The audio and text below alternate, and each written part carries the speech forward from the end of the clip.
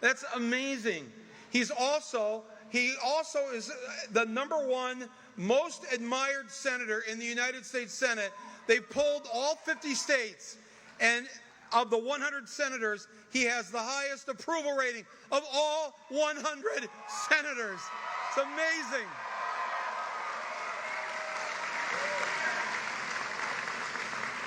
He has the most volunteers. He has the most number of donors with the smallest amount of money, $18.50. And this morning, this really grabbed me, the news this morning, that the story said, amongst our active duty military, those who serve this country in all the armed forces, the candidate who has received the most donations from our active duty service members is Bernie Sanders. Oh!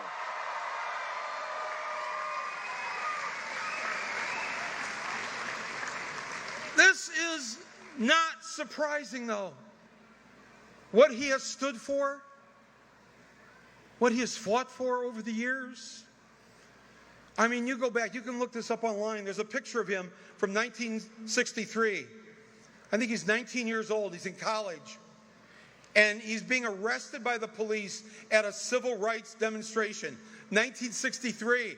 And he's got a police officer locked into each arm, and he's fighting with them. He's just supposed to be, it's civil disobedience. You just drop your arms, and they arrest you. Not Bernie. He's fighting them. Leave me alone. Leave me alone. Leave me alone. Give me alone. Give me alone. Yes, I'm convinced he talked like that even when he was 19. I said, leave me alone. Look at the picture. And when they put him in the paddy wagon to take him away to jail, they have him chained to 2 black women who are also in chains. It's so powerful that as a young person, way back then, that he was that person that he is today. In 1972, just 3 years after the Stonewall Uprising, 1972, he writes this essay about how there should be no laws or anything discriminating people against people who love someone of their same gender. 1972! 1972!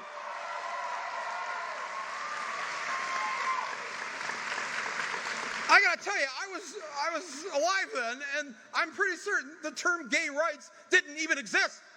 But he was already for gay rights. He was already standing up. And sometimes he was alone when he stood up. Back when it was illegal for women to control their own reproductive system, where the government would decide. Way back then, before Roe versus Wade, in 1973, Bernie, in the late 60s, was writing about how this is wrong and that the government has no business telling a woman what to do. This is in the late 60s. It just goes on and on and on. And so someone last week in Dubuque asked Bernie, well, don't you think you're too old to be president? And he said, well, I have lived long, but what you can see from my years is that I'm the same person in 2020 that I was in 1963. I am the same fighter for what is right and what is just. And he said, and the good thing you get about somebody who's older is, what you know about old people, we don't change. So there's no chance of me changing. There's no chance of me selling out. There's no chance of me being bought by anybody. That's who you want.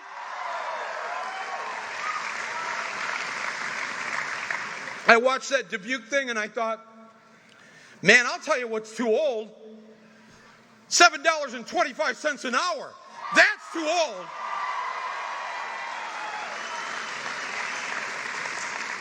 Denying that we're in a climate emergency, that's too old.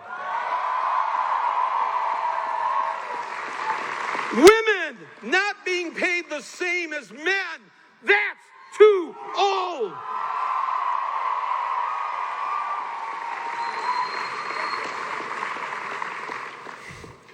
No, we need somebody who just didn't figure out what the difference is between right and wrong. We're so fortunate to have, it's the gift of the elders in him, because he has remained so consistent. We know what we're getting. And I have to tell you this because something happened today that kind of broke my heart, made me kind of angry all over again. You know, we've been out here on the trail here in Iowa for, at least for myself, for these last 10 days. And we've been stressing unity, supporting each other.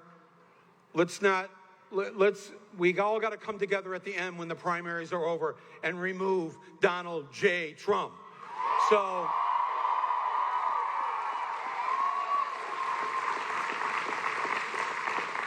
and every day Bernie cautions us, don't say anything, you can point out the record of our opponents. That's good. But don't trash the people that are my friends, that I work with, that we want them to come along and think about these issues in this way. And then I turned on the news this morning, and there's the DNC, the Democratic National Committee.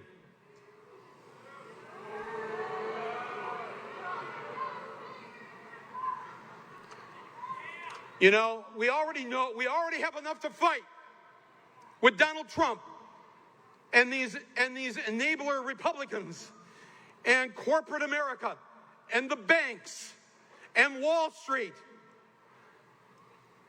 That's enough on our shoulders. But the fact that I'd have to wake up this morning and realize that we have to fight the corporate Democrats, the 1% of the Democratic Party who are thoroughly pissed that Bernie Sanders is now number one, that Bernie Sanders might win this primary season, that Bernie Sanders might be the next president of the United States. They're so upset. They're like asking each other, how the hell did this happen? Bernie wasn't supposed to win. And so today they announced, in this Hail Mary pass of theirs, to try to undo the people's movement, they are removing the rule to be on the debate stage where it says you have to have so many people donating to you. Otherwise, instead of 27 people on the stage, there'd be 227 people on the stage. So you had to have a certain number of Americans that would give you a buck. That's all the rule said. But they would, to show that there's support. And that's how they determined who would be on that debate stage. Today, they removed that rule because Mike Bloomberg, the billionaire, the Republican mayor of New York City,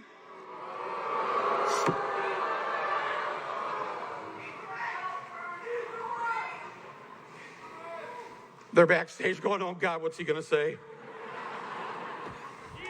They removed it so that he could be in the next debate. He doesn't have to show he has any support amongst the American people. He can just buy his way onto the debate stage. And I got to tell you what's so disgusting about this. I watched the debate in Iowa here 2 weeks ago. The all-white debate. And the fact that the DNC will not allow Cory Booker on that stage, will not allow Julian Castro on that stage, but they're going to allow Mike Bloomberg on the stage because he's got $1 billion fucking dollars.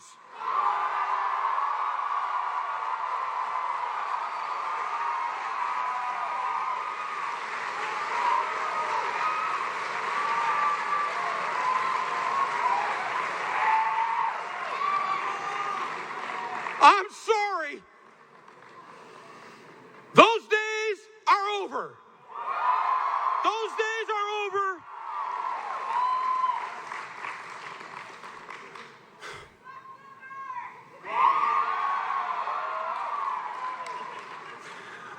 There are TV cameras here. What's good? They're going to have to start bleeping 5,000 people in here. No, but you understand, right?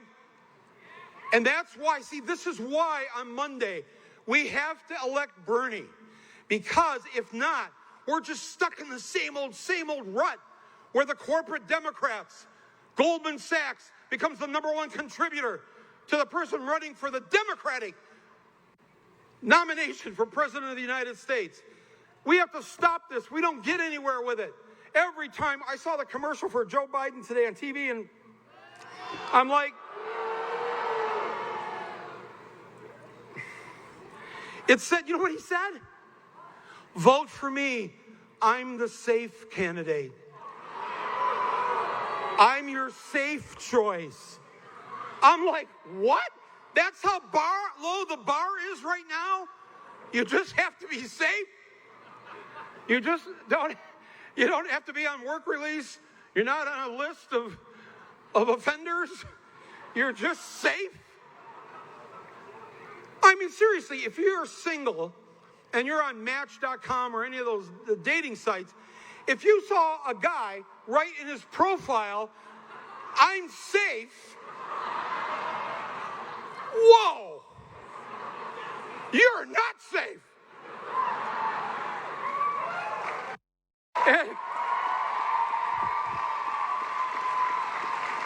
And I'm going to tell you, Joe Biden, here's who's not safe.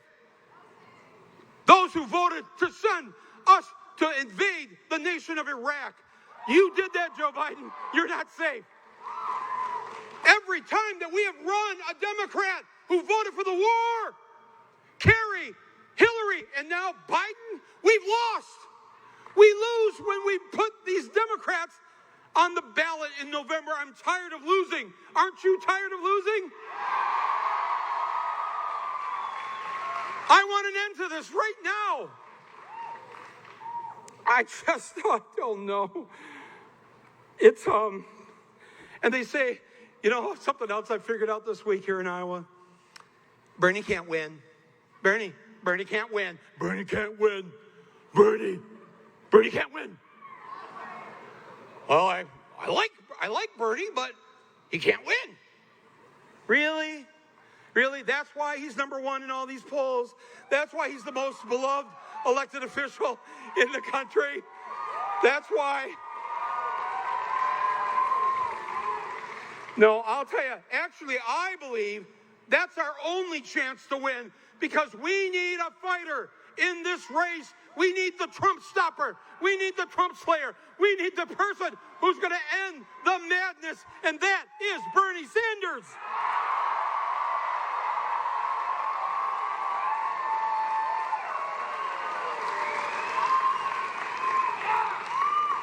The reason I tell my fellow boomers, I said, listen, well, you've got to listen to the children.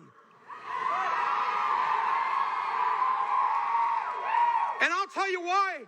If there are boomers in here, why we have to go with what the young adults want. It's their future. We handed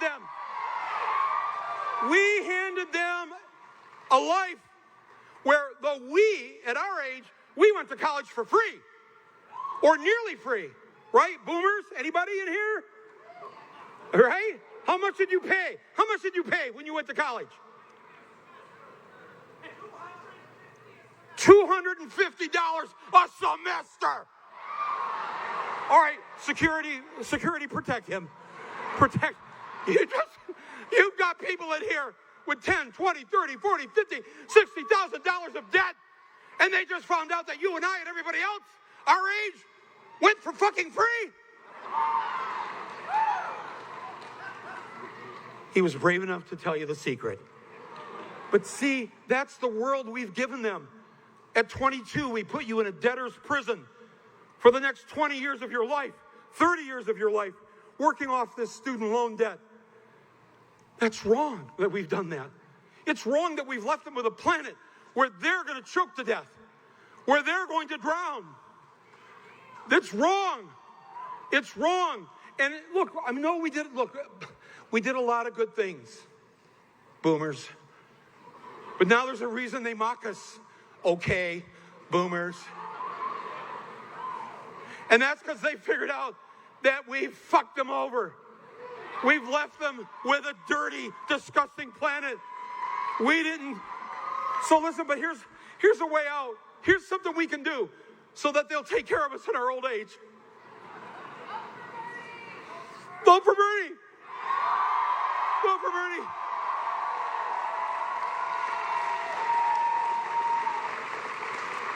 Tell your 20, 30, 40-year-old sons and daughters tonight when you leave here, call them up and say, you know what? I want to make it up to you. I want to. You should be able to own a home, and you can't. You should be able to go to college and then live your life the way you want to live it, and not be a slave to some job that you don't want to be in. And you and your children should be able to live out your natural lives and not have to die before your time because of the poison planet. So here's what I'm going to do. Even though I really like Elizabeth Warren, or I really like Amy, or Uncle Joe, we've known him for so long, I'm not going to vote for them on Monday. I'm going to vote for you. It's my way of making it up to you. To you, to the Gen Xers, to the millennials. We make it up to you by voting for the person who is going to fight for your future. Not our future, your future. Your future.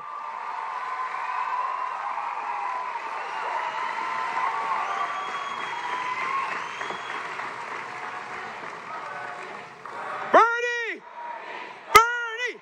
Bernie! Bernie! Bernie!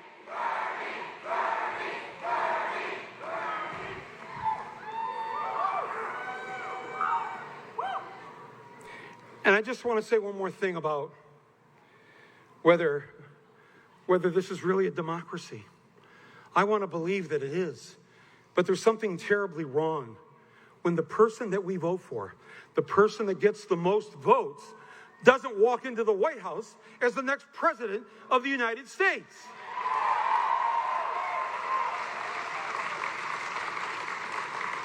Twice in the last 20 years, the Democratic candidate won the majority of the votes, but didn't walk into the White House. Do you think the Republicans or Donald Trump, if they won the majority of votes, would settle for that?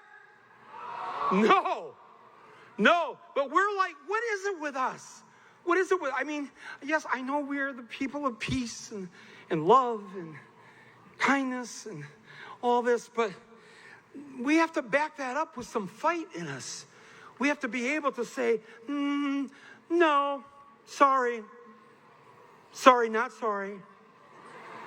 We're not going to do this anymore. We're going to fight for ourselves, for our lives. This has to happen because you know what? If you graduate from college and you're $50,000 in debt, $150,000? No, oh my God. Well, I was over at the Smoky Row Cafe, and a woman came up to me. She's a resident here, medical school resident in one of your hospitals, and she said, are you here?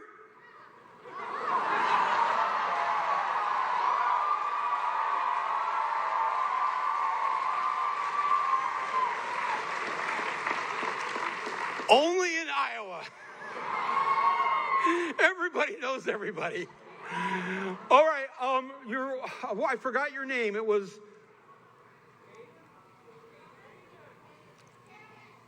Yes, everybody's naming themselves. I have $300,000 in debt too. She has $300,000 in debt because she wanted to be a doctor. Do you know what the Canadians do if you want to be a doctor? They not only is your 8 years of college free, they pay you to go to medical school. That's what a civilized country does. And I'll tell you, I don't want any doctor being $300,000 in debt. I want them focusing completely on me. I want them to have no stress. I don't want them worrying about how they're going to pay the mortgage tomorrow when they're supposed to be worrying about me. Right? Don't we all want that? Do you want your doctor thinking about, fuck, I'm $300,000 in debt. I need the pharmaceuticals. No, this is wrong. We don't live in a free country when it's like this. We don't live in a free country when you get sick, you have to worry about losing your home. We don't live in a free country where the people that couldn't come here tonight because they can't afford child care, so they couldn't participate in the democratic political process simply because they have children and they're punished. They're punished for having children. That's not called freedom. That is not democracy. We have to change this, and Bernie Sanders is the only one of these candidates who's going to change that. He's the only one.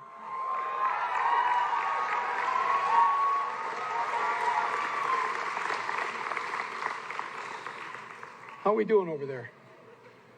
Huh? Here? Yeah? Oh, good. Oh, excellent. Okay, great. Sorry. I'm just killing a little time. But, man, I love all of you. I just thank you for coming here. I can't wait.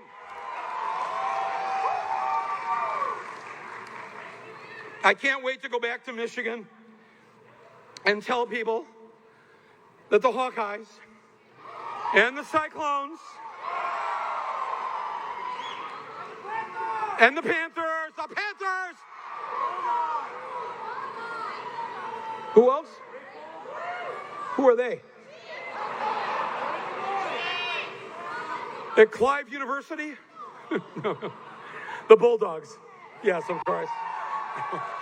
No, we've been everywhere. We went to the University of Northern Iowa. Oh my God, it's so great up there. And listen, Monday night, everybody, you know what your job is, right? You got to bring 10 people with you. You got to go right to the Bernie corner and caucus. We need you. The rest of the country needs you. We are all looking upon you. You made Barack Obama happen in 2008. You can make history happen again right here in the great state of Iowa. Let's bring on the co-chair of the Sanders campaign, the state senator from Ohio, Nina Turner.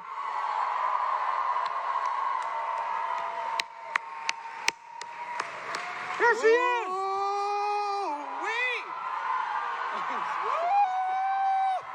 Give it up for Michael Moore, baby. Love you, darling. Michael don't know I was backstage doing oh my God, he was bringing the thunder, wasn't he? Iowa. Where you at? Now, Iowa, y'all know, only all that we love is on the line. That's all. Nothing big. Nothing too important. That's all that we love. That's it. So whether it's dealing with climate chaos, all that we love, whether it's dealing with a corrupt system that bends to the will of the few, meanwhile leaving the many out stranded. Only all that we love is on the line. That's all. And so when we have in Senator Bernard Sanders a leader who truly understands that we must have a multicultural, multiracial, multi-ethnic, multi-gendered, hello somebody, movement. That's us. So Iowa, we need you to come through. We are going to defy the naysayers. All the folks who 4 years ago thought this was a fluke, baby, it's the real thing. You better ask somebody. You better ask somebody. This is a people-powered movement. We're not a movement that says, oh, we're going to skip Iowa and New Hampshire, and we're just going to buy our way through the primary. Hello, somebody. When we make history in this country, it will be because of people just like you in this room and people like you all over the country. There is too much on the line and we can't play with it. This is not about middle of the way. This is about true transcendence that we need in the United States of America. What is wrong when people have criminalized poverty in the United States of America? Something is wrong. When we look at the injustices in a legal system that somehow sees black men as more criminal than anybody else, something is wrong.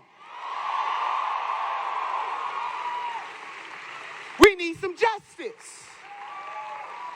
When we are okay with bailing out Wall Street but can't even put a down payment on Main Street, something is wrong. But I am so glad, Iowa, and I know that you are too, that we have in a leader somebody who Dr. Cornel West refers to as a long-distance runner for justice. Now, I don't know, sisters and brothers, when Senator Sanders was a college student at the University of Chicago, whether or not he knew that his leadership in court, him standing up against segregation and racism and bigotry, both at the university and within the Chicago school system, I don't know if he knew that he was being prepared for this particular moment. Hello, somebody.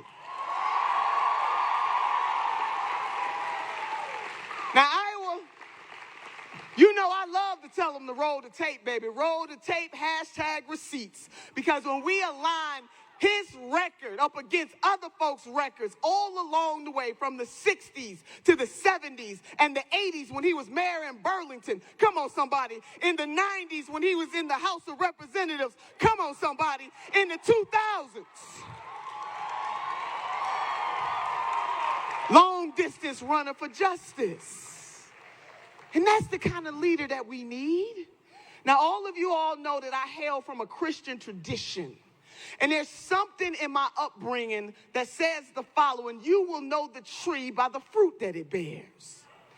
Not the fruit that it pretends to bear, not the religion that certain folks have gotten because they're running for office, but who has been by the side of the teachers and the nurses and the Amazon workers and the postal workers in this country? And the Marriott workers and the Verizon workers and the Walmart workers. Y'all remember that? When Walmart workers had the opportunity to ask any of the 100 Democrats that was running for president at the time, last year, to come to their stakeholders meeting, you know who they chose? Senator Bernard Sanders. Who was out there on the front line fighting side by side with the Fight for 15 organizers and SEIU to say to Jeff Bezos, you will pay your workers $15 an hour. Hello, somebody. And with the Disney workers, hello, somebody. So it's not just about what he says. He doesn't only talk the talk, but he walks the walk. And because of his alignment with Fight for 15, 400,000 of our closest friends got a wage increase just like that. Imagine what he's going to do as President Bernard Sanders. See, it depends on what view you see the world. And I talk to Dr. West about this all the time. See, you got folks who see it from the castle and other people who see it from the streets. And if you see the street view, then you know that it is unconscionable that there are millions of people in this country who are either uninsured or underinsured. Your street view tells you that the champion to stand up against the special interest in the healthcare system is Senator Bernard Sanders. If you understand the street view, you know that it's not okay that working people of this nation have to work 2 and 3 jobs just to piece together enough money to live a good life.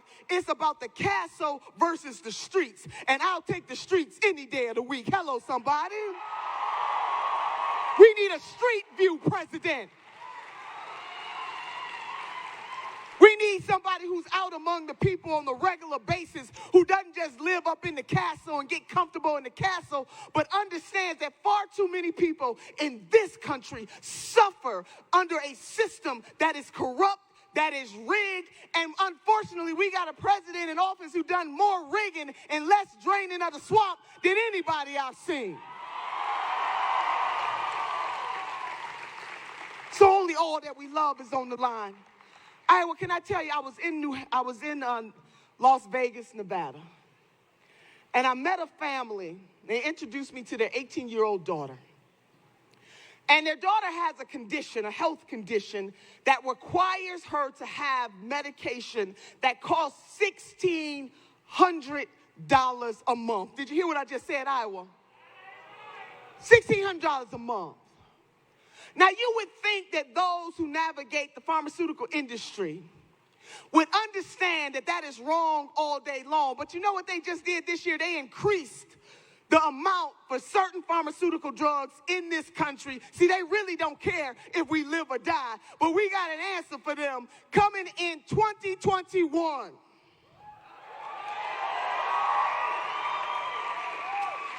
Now, you know what, Iowa? Our senator might be 78 years old, but we about to make him 46. Come on, somebody. Come on, somebody. We about to make him 46, baby. Ari. You do, Ari.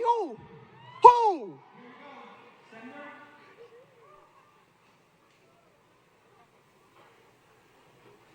Ari, are you messing with us?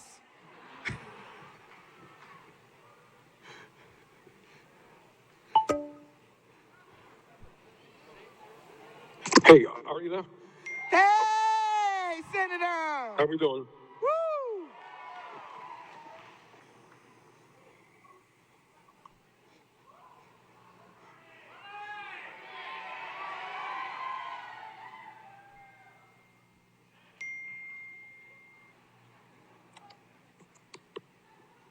I Hello? am sorry I can't be with you tonight.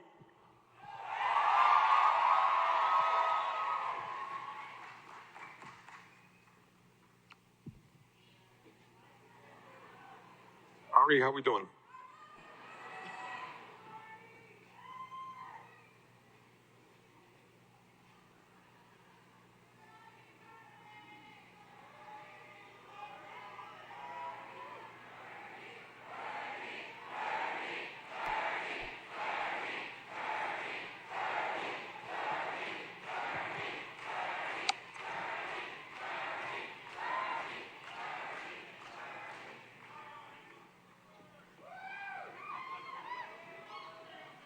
We can wait for our senator, is that right?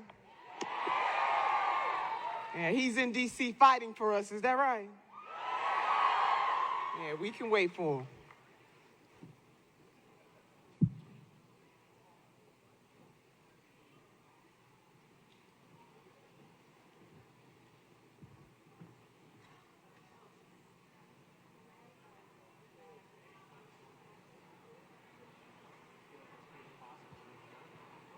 I have no intel right now. I think we should just carry on. Should we carry on? Where is Ari? Is the call is not working? Can you go out? You should go. No, I was wondering about going out and repartee with you until he got there. But is he going to do it? Yeah, but we should go out, I think. But then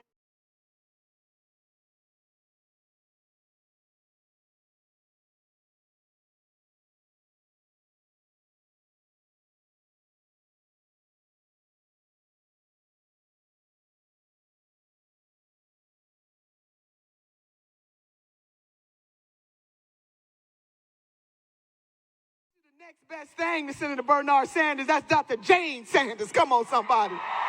Hello, everybody. Hello, everybody. Oh, he's on. hi, Vern. I am very sorry that I can't be with you tonight. We had hoped to be able to make it, but the impeachment trial just went on a little bit too long. But I will be in Iowa tomorrow and hopefully for the rest of the weekend. I just want to take this opportunity to thank all of our great surrogates. We got some of the most progressive members of Congress there with you, and I want to thank them for all that they do for the American people and for our campaign. I want to thank Senator Turner and everybody else who is speaking tonight, Michael Moore and others. And I want to thank our great musicians who are with you tonight. Bon Iver, Lizzie, Mississippi Jake, thank you guys very, very much. Now, we are in the process of doing something that is unprecedented in American history. We are putting together a multiracial, multi-generational grassroots movement which is prepared not only to defeat Donald Trump, but to transform our country.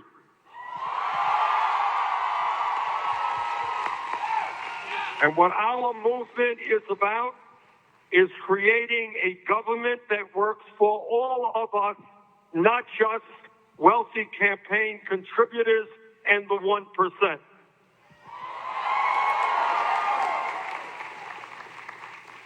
And the reason that we are going to win in Iowa, I strongly believe, the reason we are going to win the Democratic nomination and the reason we are going to defeat the most dangerous president in modern American history is that we have the strongest grassroots movement that has ever been seen in modern American politics.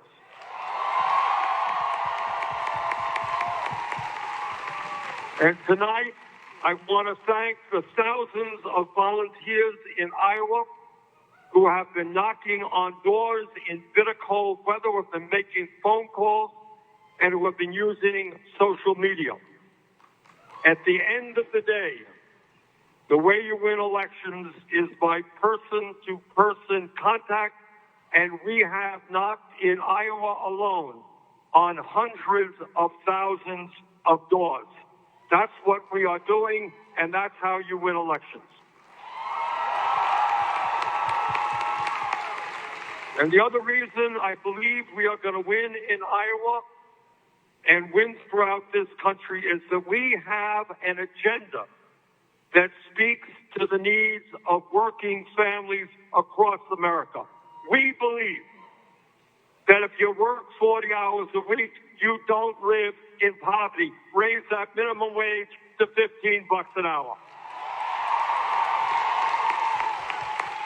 We believe that all of our people, regardless of their income, are entitled to a higher education, which is why we are going to make public colleges and universities tuition-free and cancel all student debt. We believe that health care is a human right, not a privilege. We are going to take on the greed of the drug companies and the pharmaceutical industry. Yes, we will pass a Medicare for all single-payer program. And unlike Donald Trump, we know that climate change is real and that it is an existential threat to our country and the entire planet. And that is why, through a Green New Deal, we are take on the fossil fuel industry, and we are going to transform our energy system away from fossil fuel to energy efficiency and sustainable energy. We have a moral responsibility to save this planet, and we will do that.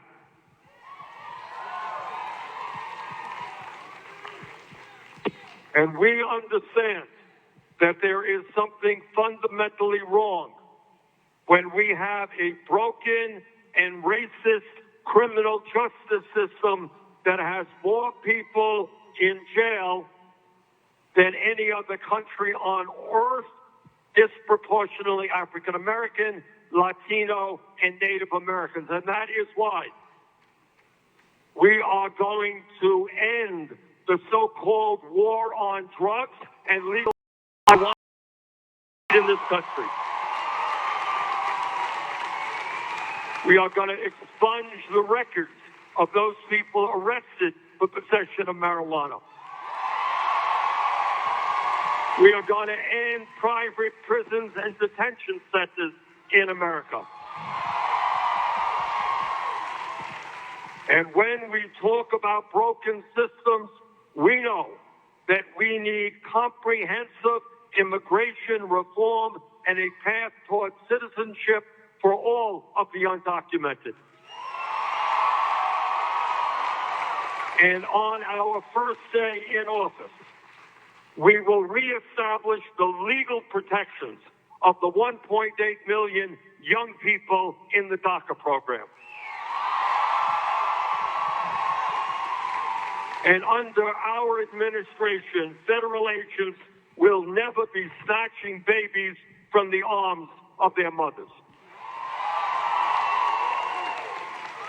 And all of us are horrified by the level of gun violence in this country. And here is my promise to you. Our gun safety proposals will be written by the American people, not the NRA.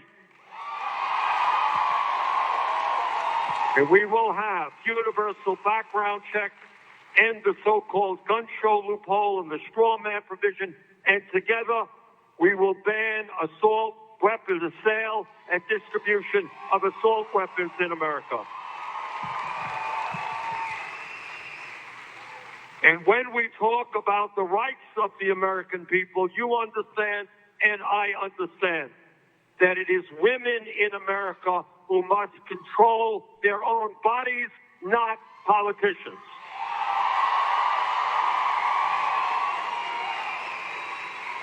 Brothers and sisters, the year 2020, this year, will hold the most controversial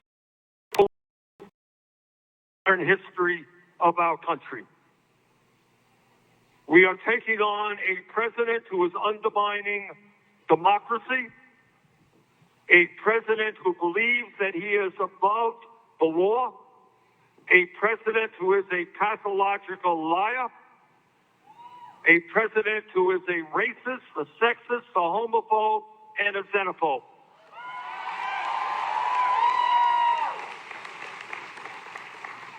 And we will do exactly in our campaign the opposite of what Trump is trying to do. He is trying to divide the American people up. We are going to bring our people together, black and white and Latino, Native American, Asian American, gay and straight. We're going to bring our people together around a progressive agenda. So on Monday night, the entire country and in fact the entire world will be looking at the great state of Iowa. And my humble request of you is to do everything that you can to make sure that our friends and neighbors come out and vote. Because this is what I believe. What I believe, if there is a low voter turnout, we're going to lose this election. If there is a high voter turnout, we are going to win this election. So our job is to create the highest voter turnout in the history of the Iowa caucus.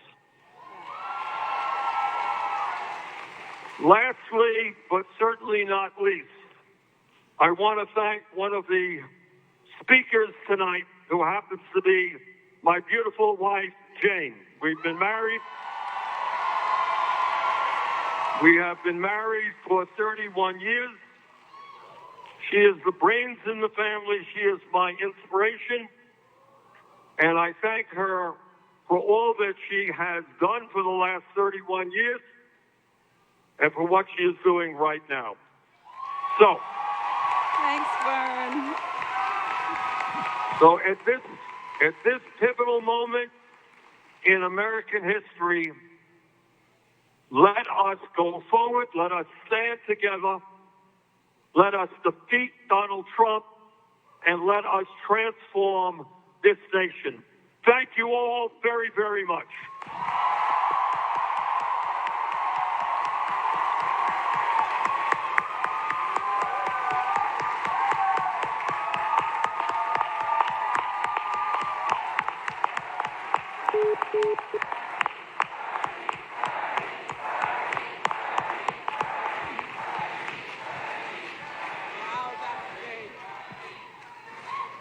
Well, you see what happens when you come on the stage. Yeah. No, you have a mic. Oh, yeah. Wow, Dr. J. You see what happens when Dr. J comes on the stage? Come on, somebody. No, Nina and I are not unused to being here and taking Bernie's place in various places. Not at all. We've riffed together, and with Roseanne tomorrow, With too. Rad, I wish she was here with us tonight. So I'm going to let you listen to the incomparable Nina Turner, and I will talk to you later. Thank you, Dr. J. Wow. That was beautiful to have the senator. Thank you, Ari, and thanks to the team. And we all know that the senator is in D.C. working so hard for us. And we really respect and appreciate everything that he is doing. Can we give him another round of applause? Wow, it was like magic. Dr. J came out on the stage, and all of a sudden the technology started to work. It was a beautiful thing. So let me wrap this up, because I want to bring to you one of your own, an activist in her own right, served on the school board, Miss Deanna Langford. She is fierce in every single way, and standing up for the people of this great state, and I am so glad to be side by side with her in this mission. And so, speaking of missions, Iowa, I just want you to understand this, that the elite of this country can say all they want to say, but there's a movement afoot. And Dr. West describes it as a love train. I call it a love freight train. The freight train cannot be stopped. That is us, and that is this movement. And our mission is so high, we can't get over it. And our mission is so low, we can't get under it. And our mission is so wide, we cannot get around it. What is the mission? I'm so glad you asked.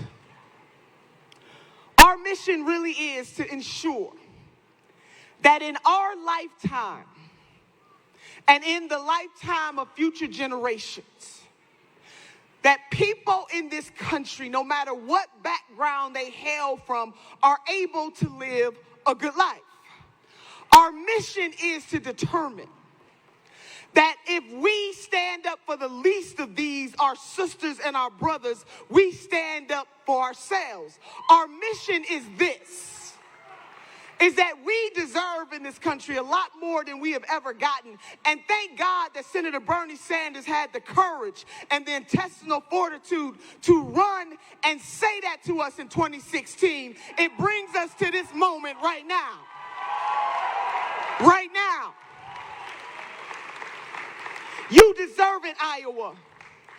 New Hampshire deserves it. Nevada deserves it. Ohio deserves it. California deserves it. Kentucky deserves it. Tennessee deserves it. And it is time out for us believing that we can't have nice things.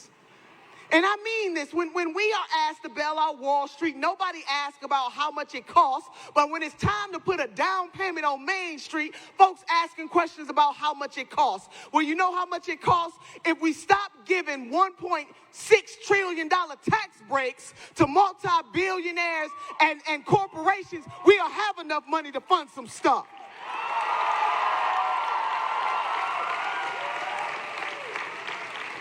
I think it was the urban poet Tupac who said we got money for wars, but we can't feed the poor.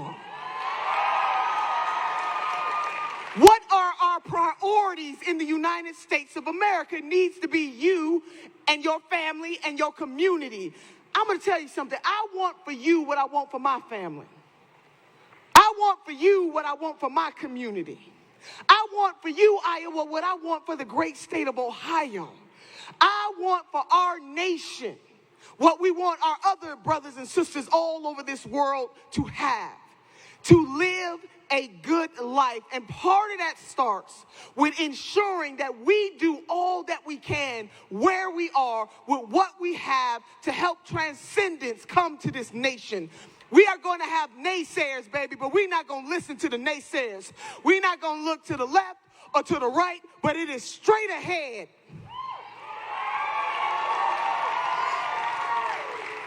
And as my grandmother used to say, baby, you can show them better than you can tell them. So, Iowa, let's show the folks, the doubters, and the naysayers how we going to bring the noise on Monday. We going to bring the noise, baby, on Monday. And let them see what a multiracial, multi-generational, multi-gendered movement looks like. That is what we are going to do. So, I'm so excited I could just, run across the stage and everything. And I hope that they say do it. And I hope that you're feeling excited too. So now, it's good when the family gets together, but you heard what the senator said. Now we need folks to caucus. And we need you to bring friends with you to caucus. And you can even bring some frenemies with you to caucus for Senator Bernard Sanders. We need everybody there caucusing so that we can show the strength of a grassroots movement that will not relent to the wealthiest people in the establishment in this country. See, when you are among the suffering, what he is proposing may seem radical, but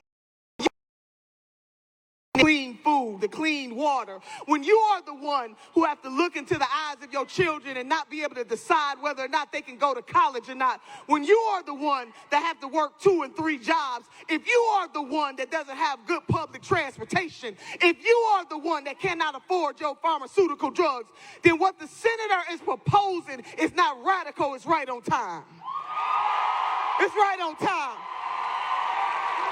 We need a right on time president who doesn't kowtow to the wealthiest people in this country. His only special interests are people like you in this room, Io. We can have all of those things. He is a right-on-time leader, and we're going to be right on time for him on Monday, baby. We're going to bring it on home. We're going to bring it on home. We're going to make him the 46th president of the United States of America. So I don't want you to get weary and well-doing. I want you to be up as we're going to do this thing. So speaking of doing this thing, because sister, I'm going to come back. I'm going to come back towards the end.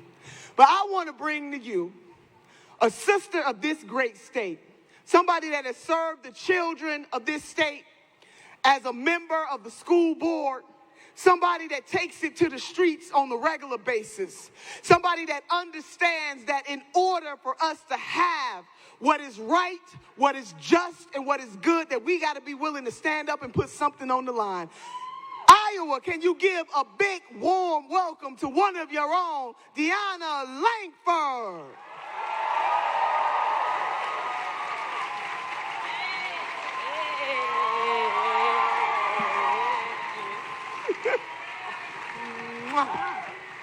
What's up, Des Moines?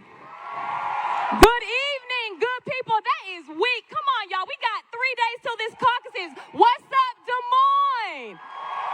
There we go.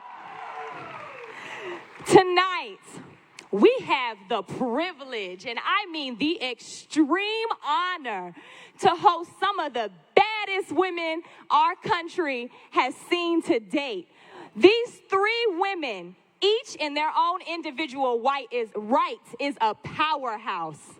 Each of these women are fierce, they are strong, and they are powerful advocates in their own communities and all across this country for working people.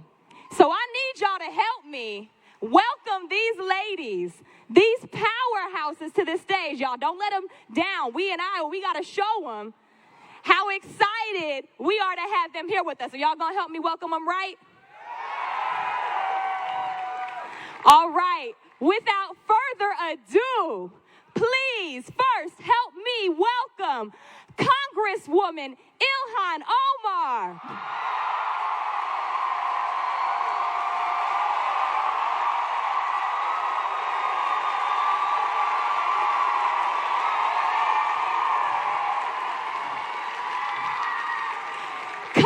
Congresswoman Rashida Tlaib.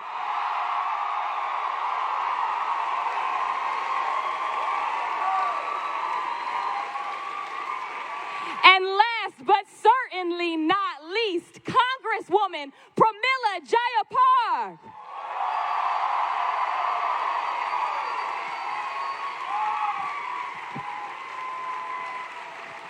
Come on, y'all can do Iowa. better than that. One last round of applause. Look at that crowd. Look at that. Oh my God. First off, I just have to say it is such an honor. They know I've been fangirling backstage to sit in the presence here on the stage with you all. And I think we know that historically it has been women of color who are at the forefront of our movements, and it hasn't changed today. That still rings true. And so I think it's really important here in the state of Iowa, where oftentimes our communities are overlooked and discounted, that the face of the progressive movement in 2020 is led by women of color. So, yeah.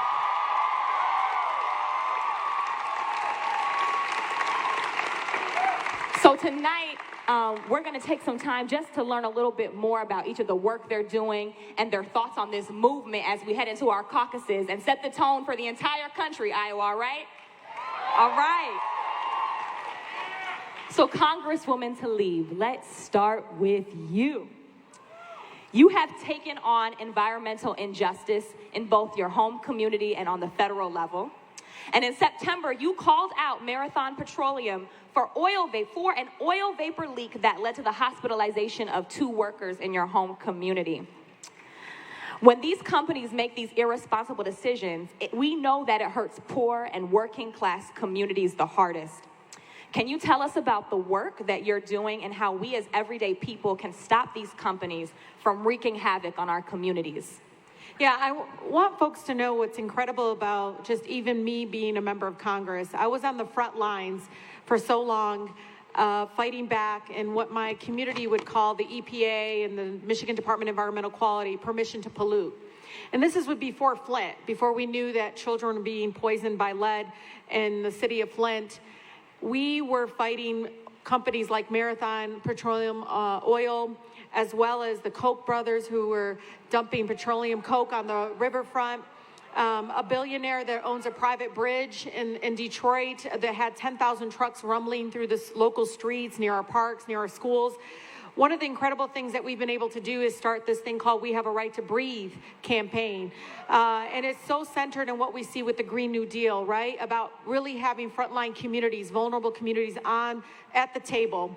And one of the things you should know is when Marathon Oil Refinery decided to bring the crude oil, tar sands from Canada into Detroit, right in my backyard, we were like, okay, what is this? And it's this coker thing. All of a sudden, they produced this thing called petroleum coke. And they dumped 4 piles of it right on the Detroit riverfront, uncovered, got all over the community. And the state environmental agency said, don't worry, Representative Tlaib, it's not toxic. And I was like, how is it not toxic? It's crude oil. It's byproduct of crude oil. And what you should all know is we decided to allegedly trespass and got samples ourselves and tested it ourselves. And when we got it tested, we released the results. And then the state, Michigan Department of Environmental Quality comes back and they said, check this out, Pramila. They're like, oh, don't worry, it's not toxic if it's contained. So they changed it, but we were able to remove it. And we didn't wait for state agencies to do the testing or to do what's right. We decided we were going to take in control, and we were going to make sure that we were not going to get polluted on and treated disrespectfully. And over again, you have corporate greed that is a disease, not only now within the EPA and how they taint and deregulate so many things that are supposed to protect us, but I grew up in Southwest Detroit, this beautiful, incredible community where we thought that smell was normal. We thought that much trucks were normal, that literally living in the refinery area, that all of that was normal. We're saying no more, it's not normal. And I know the revolution, this kind of movement work that we're all part of, this is how we bring what we did in Detroit, testing it ourselves, pushing back and saying, you are not going to be an agency that's permission to pollute. You're going to be an agency that protects our public health, our environment, our future. And that's what we're going to get with Bernie Sanders?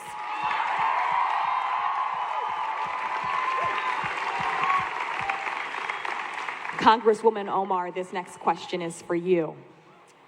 So I saw a tweet several weeks ago where you shared a story about an apartment building that burned down to the ground because it wasn't up to code. You have since introduced the Homes for All Act, which will guarantee housing as a human right. And we know, yes, that deserves a round of applause. We know that housing is also a central issue to Bernie's campaign. So why do you think it's important that housing justice is a central part of the campaign, and why we should all be working hard to see it? Well, good evening, Iowa. How's everybody? First, I'm really excited to have the opportunity to share a stage with these brilliant women of color. My sisters in the struggle. So in Minneapolis, we recently had a public housing in my district, in the neighborhood that I grew up in the Riverside. The 14th floor, there was a fire, and we lost 5 people in that fire. And many of them were elders. This was a public housing building. And of the 5 people that passed away, 3 of the deceased were elders that I was very close with, that I knew personally. And so this was very personal for me. This particular building did not have sprinklers in it. And in the way that the federal code right now is set up, it's really not a requirement to have sprinklers in our public housing. And so in many of the public housing, not just in my district or my state, but across the country, many of these buildings don't have sprinklers. And so we're working in Congress to try to figure out a way to fund so that these buildings can have it be retrofitted with sprinklers, because sprinklers save lives.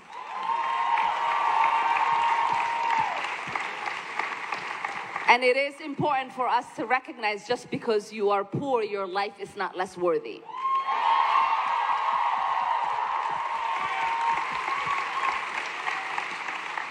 Also, in my district recently, we had an old hotel that was turned into transitional housing for families who were homeless. The Frank Drake building that also went ablaze, and no one died, but many families lost a lot of their properties. And this was in the Minnesota cold a couple of weeks ago at 3 a.m. In the morning, because again, there was no sprinkler in that building as well. But I think beyond that, we know that there is shortage of housing. There are 12 million people in this country who are either paying 50% or more for housing, people who are being evicted every single day because they can't afford a home, or people who just cannot find a place to call home.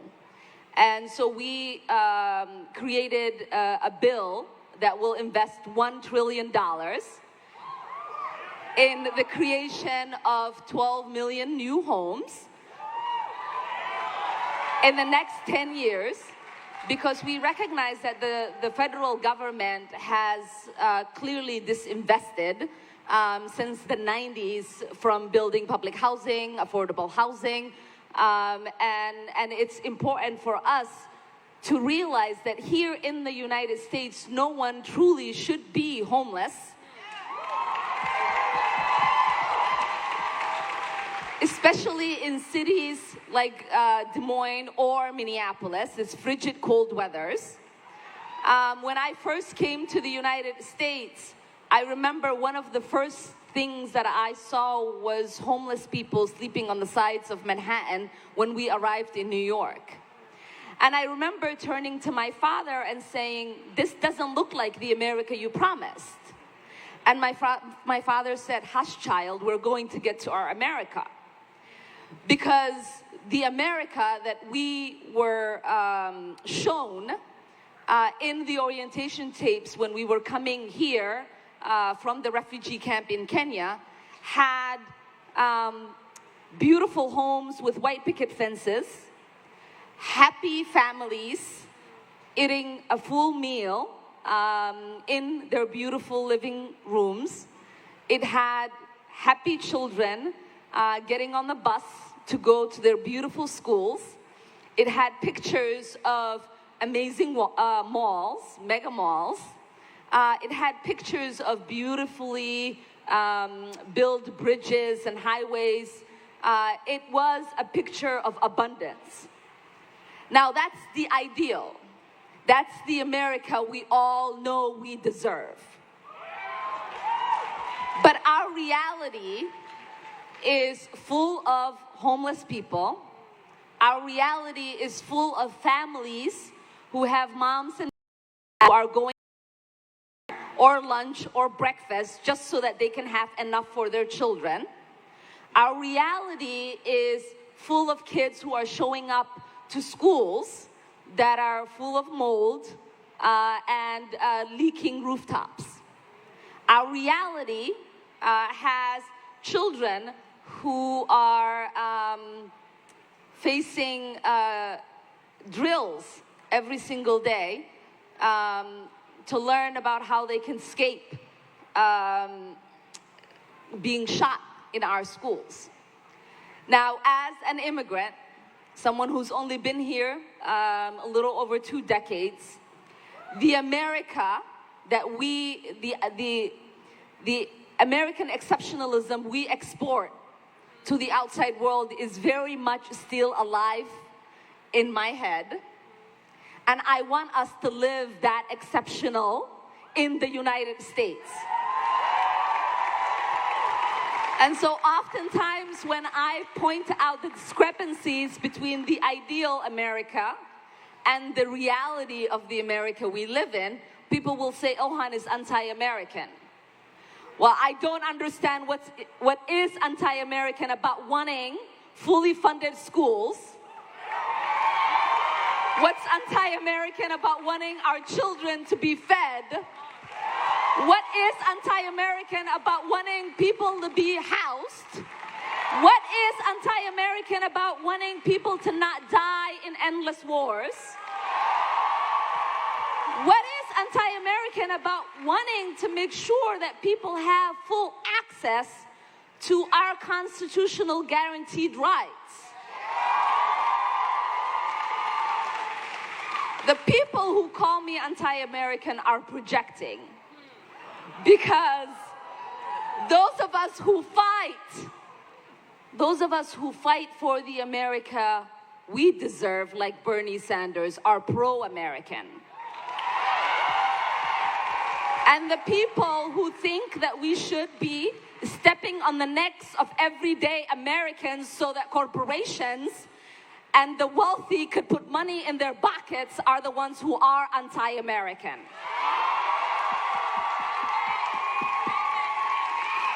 So I am excited as your neighbor to make sure you are activated for the America we deserve, because Bernie is going to guarantee that America for us.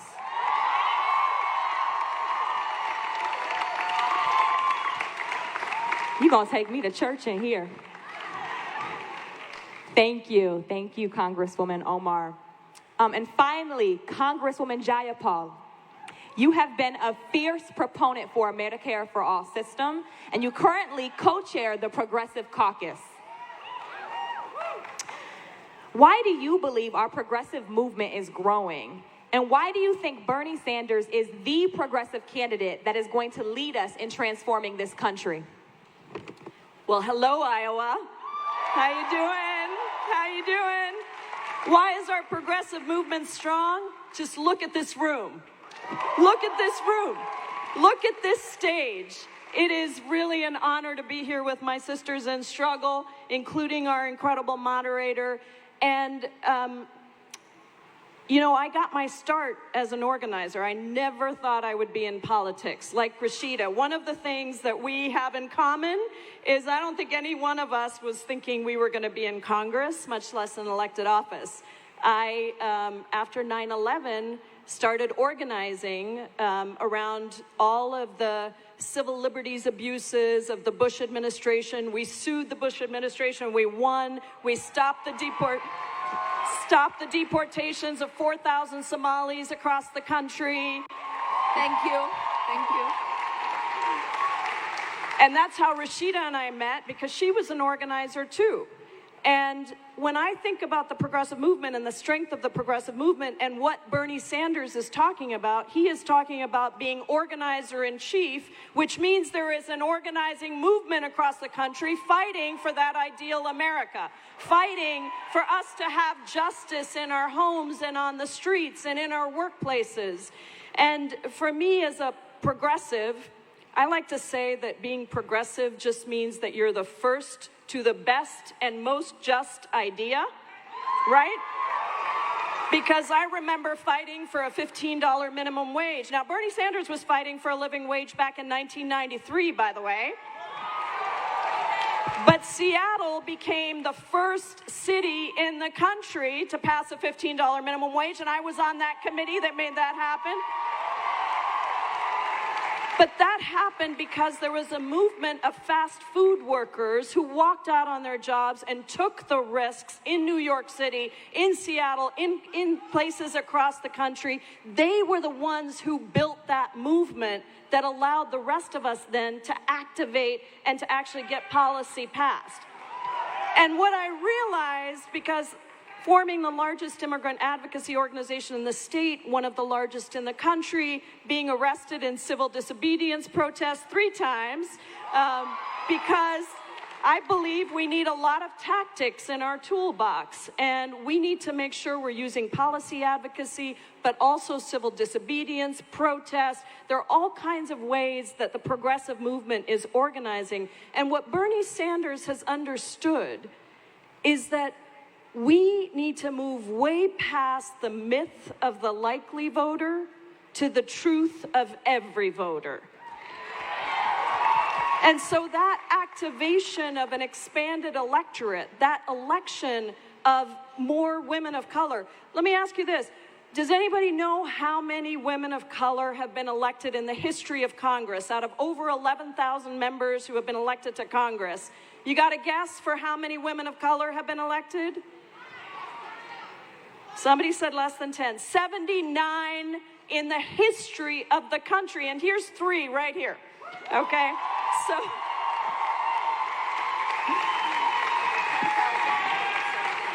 over 11,000 people have served in Congress since the founding of our country, and only 79 women of color. And so when we think about what that means and what Rashida is talking about in environmental justice, what Ilhan is talking about with housing justice, and then for me, it's been about Medicare for all. That's how I met Bernie Sanders on expanding Social Security, minimum wage, and Medicare for all back in 2016. And I was the first elected official to endorse Bernie Sanders because I was like, yes, this man is talking about what the country needs, but not just talking about it, building a movement. And so now in the House of Representatives, my bill has over half of the Democratic caucus on it. We've had 4 hearings. We're about to have a 5th. For the first time in the history of the House of Representatives, we have had hearings on Medicare for all and universal health care for everybody. And that's because of you all. And so the strength of the progressive movement and what Bernie is trying to do is really to say, this can't be just about one person in the Oval Office. It can't be, because you can't get anything done that way. What we're trying to do is do revolutionary, institutional change. We are saying that racism, sexism, and classism are intertwined, and you cannot address one without addressing the other, and that requires that we actually overturn some of the systems that we have right now. Dr. King, during his I Have a Dream speech, said, we cannot engage in the luxury of cooling off. We cannot take the tranquilizing drug of gradualism. We cannot have chewing around the edges, a little bit here, a little bit there. But no, we have to take on those private insurance companies, those big pharmaceutical companies, the big fossil fuel companies. We have to take on the private equity firms that are buying up housing. We have to take on those moneyed interests that think that somehow they deserve more than you do. And our vision is very, very different. Our vision is that we need structural, systemic change. And let me tell you something. The guy in the White House is both a symptom and a cause, okay? He is horrible, he is xenophobic, he is racist, he is sexist, we can say everything. He lies all the time.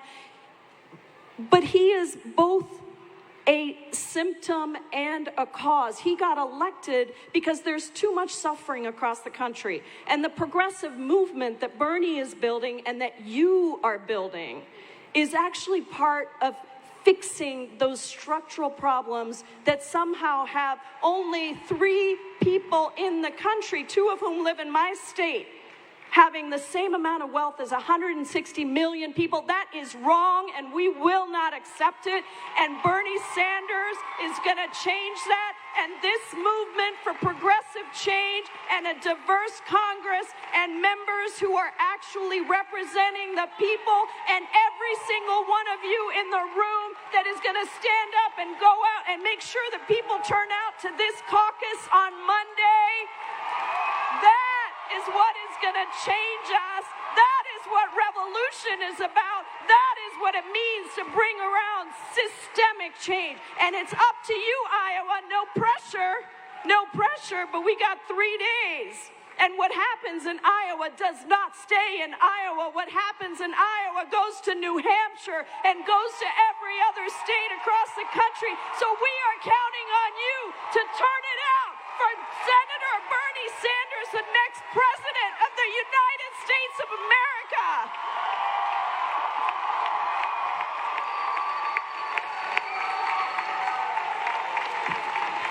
Iowa, we have 3 days. I don't remember if you guys remember last week when someone by the name of Hillary Clinton said that nobody, we're not going to boo, we're classy here. We're classy. I'll boo. Boo. You all know I can't be quiet. No, we're going to boo. That's all right. The haters will shut up on Monday when we win. There we go. I was going to say, a hater said, by the name of Hillary Clinton, we calling names out here, taking shots, that nobody likes Bernie Sanders. Unbelievable. We have 3 days to show the entire country how much we like Bernie Sanders, and it starts here in Iowa. Y'all, we can't take this moment for granted, so y'all gotta call your mama, your auntie, your cousin, your friends, your neighbors, right? And we gotta do work these next 3 days. Are y'all ready to do some work? Cool, well, tonight we're gonna have fun. Tomorrow we get to work. Help me one more time in thanking these 3 congresswomen. Thank you.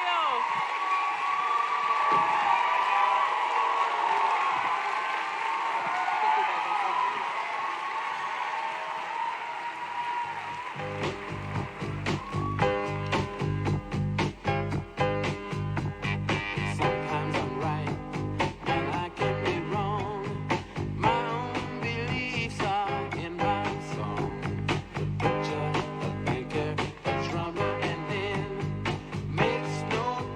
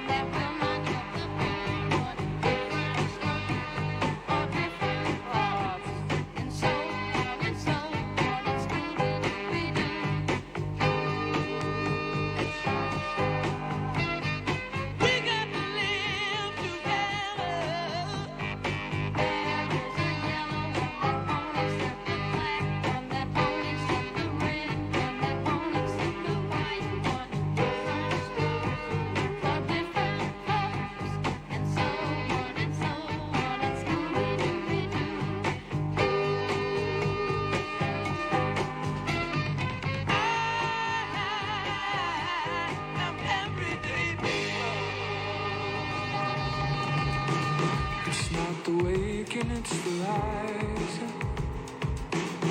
It is the grounding of a foot uncompromising. It's not forgoing of the light, it's not the opening of eyes, it's not the waking, it's the rise.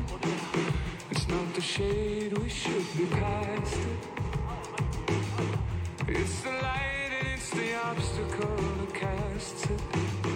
It's the heat that drives the light, it's the fire it ignites. It's not the waking, it's the rising.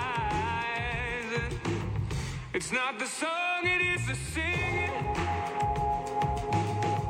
It's the heaven of the human spirit ringing.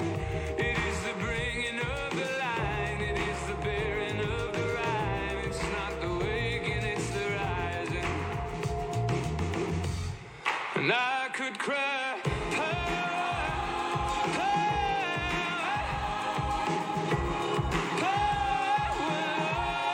Nina cried power, Billy cried power, Mavis cried power, and I could cry power, power.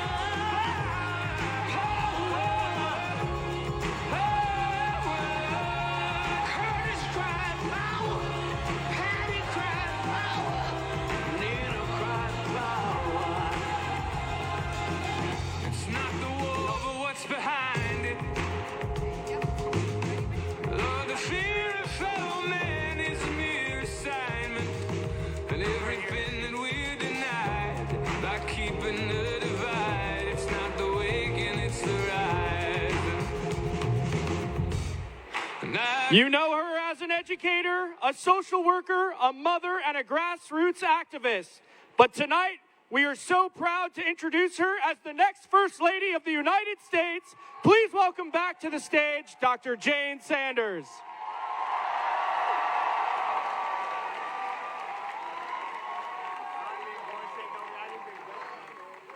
Hello, Iowa. It's so great to be back here with our 2,000 close friends in Clive.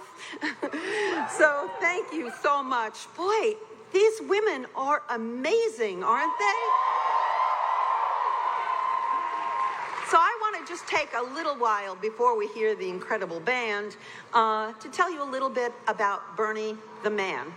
But first, I'd like to introduce three people who are really important to both Bernie and I. They have been knocking on doors. This is good, isn't it? I think we're having some trouble. I talk with my hands, so if I have a mic, it doesn't work as well. I don't know where I get that. I think Bernie and I are both from Brooklyn, so. But I'd like to introduce to you three people who are very, very important to Bernie and me. They've been out here in Iowa knocking on doors and going to events for the last few days and will be through the weekend. Our son, Dave, and his two children are two of our grandchildren, Ella and Dylan.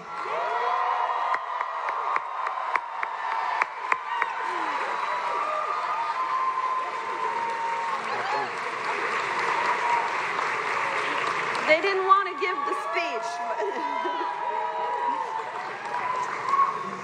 Anyway, let me tell you a little bit about Bernie. Bernie and I met in 1981 when I was a community organizer and he was running for mayor. Our neighborhood groups organized a debate, and when I listened to him, I felt that he was speaking directly to me. And I felt that he embodied everything I ever believed in. I can tell you now, almost 40 years later, that he still does. During this campaign, I've noticed that response in audiences when they listen to Bernie speak for the first time. Do you know what I'm talking about? Thank you.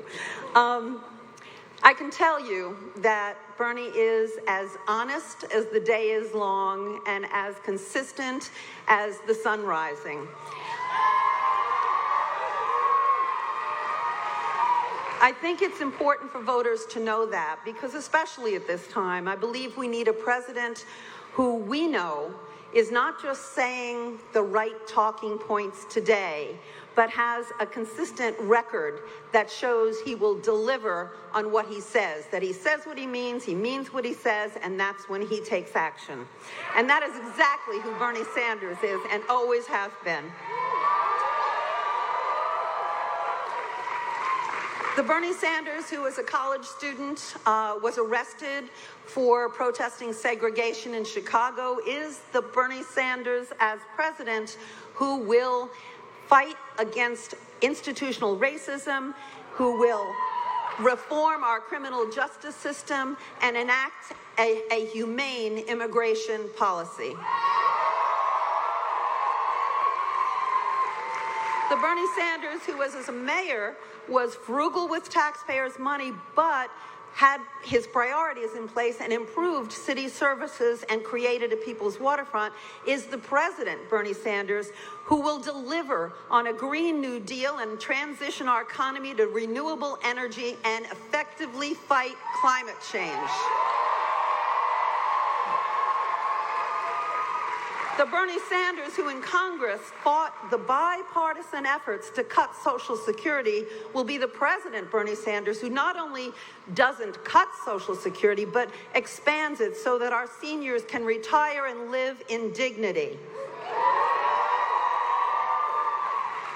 And the Bernie Sanders, who had the courage and the judgment to lead the fight against the Iraq War, will be the president, Bernie Sanders, who finally ends endless wars. He will focus on rebuilding our international alliances by creating a foreign policy based on peace and cooperation.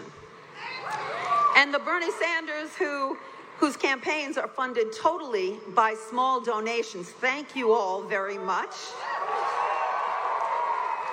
will be the president, Bernie Sanders, who overturns the disastrous Citizens United decision. In other words, Bernie's long and consistent record as a champion of the working class is unflinching. That's why I and you and millions of his supporters know that amidst the continued onslaught of corporate lobbying, special interests, and a corrupt political system, he will stand steadfast in fighting for us. We trust him because of the moral clarity he has demonstrated over his lifetime.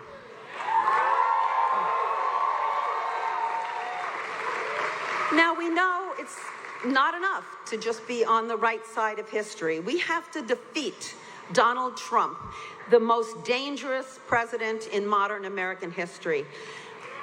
The good news is Bernie is that candidate. Donald Trump will not be able to vilify him as inauthentic or hypocritical. With Bernie, what you see is what you get. And in fact, virtually every poll, I know you've probably seen some negative ads through dark money interests, but saying that Bernie can't beat Trump. They actually say that a socialist can't win in Michigan or Wisconsin, 2 states that he won. So it's weird. In fact, virtually every poll taken since 2016 shows that Bernie beats Trump, and he will this time.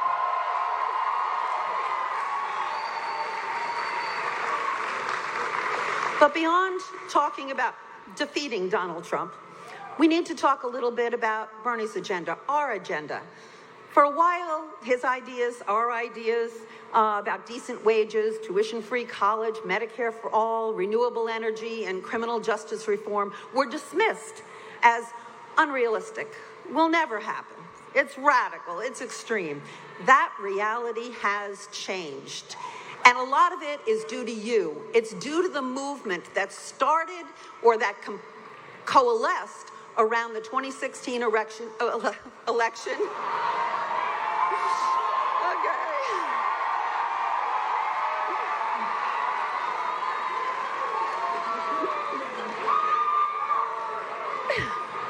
And that's all anybody's going to remember about this speech.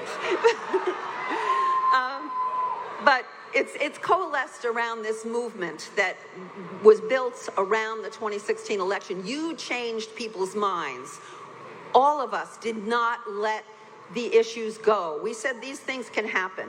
His agenda, our agenda, is supported by the millions of Americans who are fed up with the political and economic establishment that works quite well for the top while leaving millions of Americans out in the cold with lower wages, longer working hours, and very high health care costs.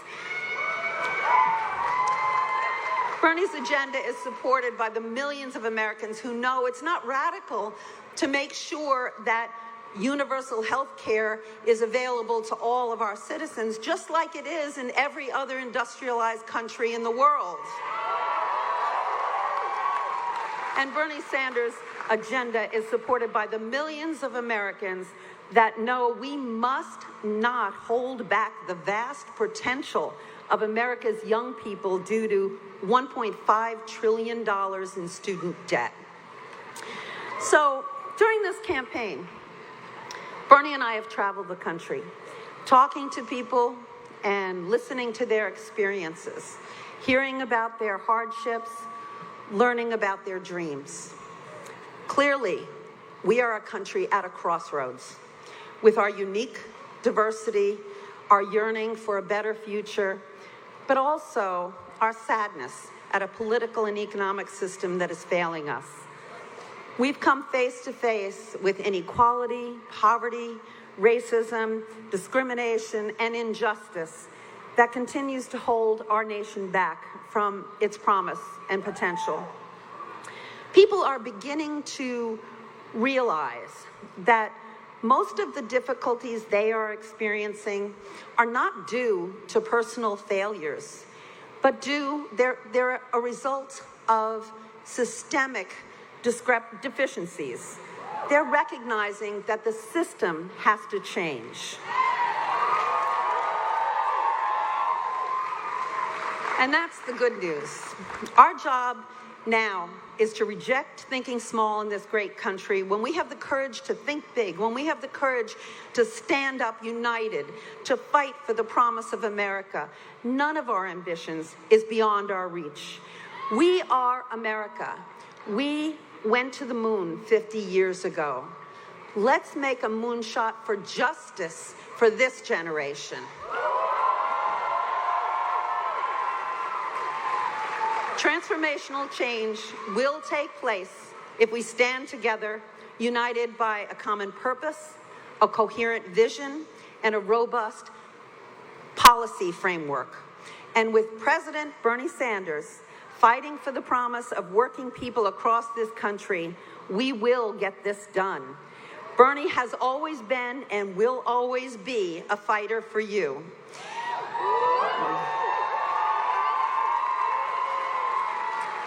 Bernie is the president that we need, the kind who will not only make promises, but make change, the kind who will not only raise hopes, but fulfill them, the kind who will not only praise peace, but attain it.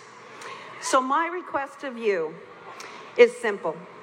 Keep door knocking, keep calling, keep texting, and keep working as hard as you can through this Monday in Iowa and through the country as the rest of the campaign unfolds. It's not just about you caucusing. It's about your roommates, your friends, your neighbors, your family. Don't just ask them to caucus. Bring them with you. We are in this together, and together we can create real and lasting change for our country, not just for today, but for future generations. Let's do it. Thank you.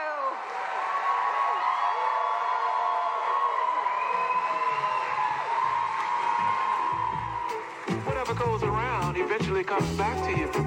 So you gotta be careful, baby, and look both ways before you cross my mind.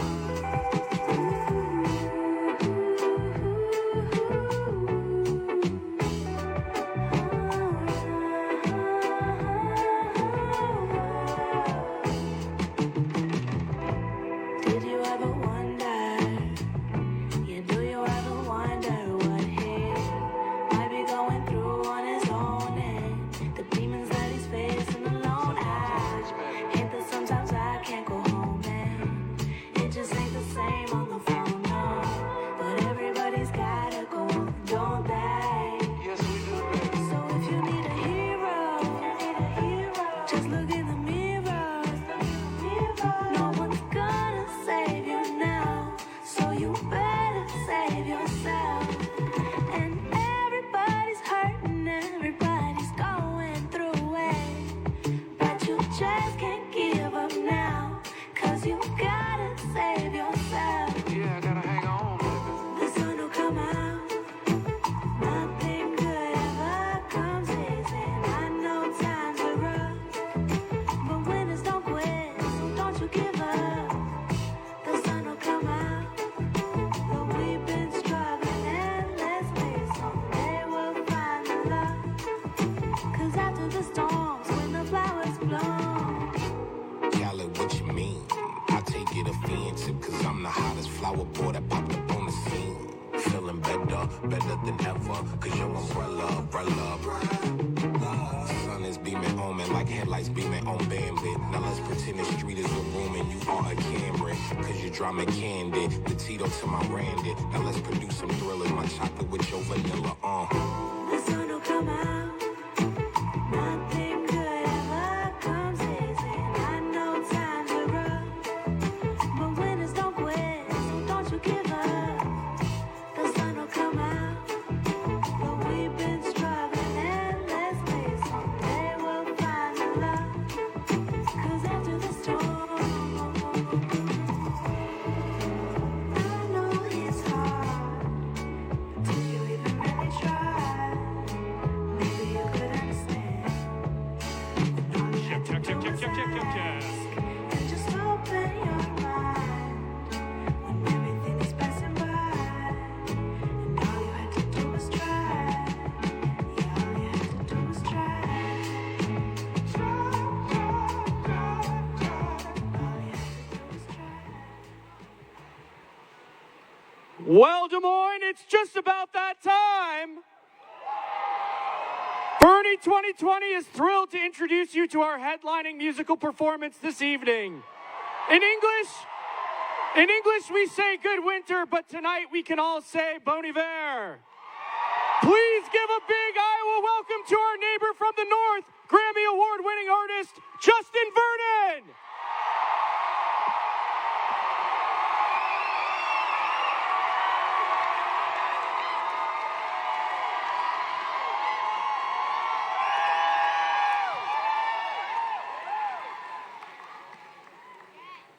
Incredibly humbled to be here this evening. Thank you very much.